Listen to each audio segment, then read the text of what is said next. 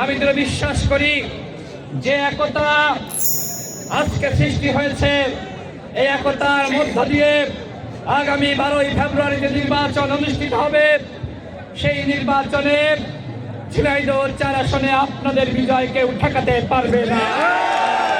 ধানের শীষ প্রতীক আপনাদের প্রতীক, আপনাদের আস্থার প্রতীক।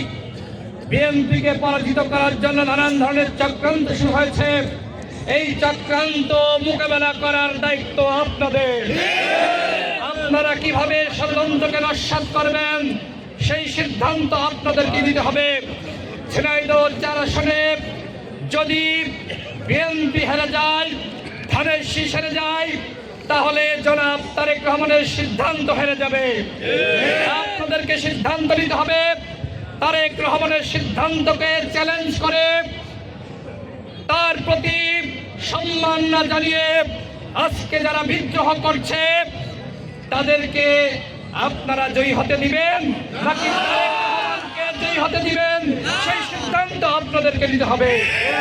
সাংবাদিক সাথী বন্ধুগণ, যে আপনি ধানের শীষকে বিজয়ী করার জন্য কতটুকু মাঠে পরিশ্রম করতে পারছেন, আপনার ত্যাগ, আপনার পরিশ্রম আপনাকে মূল্যায়নের শীর্ষ পর্যায়ে নিয়ে যাবে।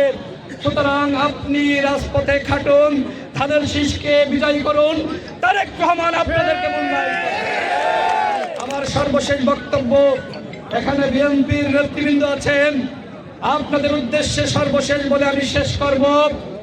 আপনাদের ভাই, আমি আপনাদের সন্তান। তারেক রহমান আপনাদের নেতা, আমাদের নেতা। তিনি যে সিদ্ধান্ত নিয়েছেন সেই সিদ্ধান্ত মেনে আপনারা একতাবদ্ধ হয়ে কাজ করুন। আমি দৃঢ় বিশ্বাস করি আমাদের একতায় আমাদের শক্তি। এই বিজয় আমরা তারেক রহমানকে উপহার দিব।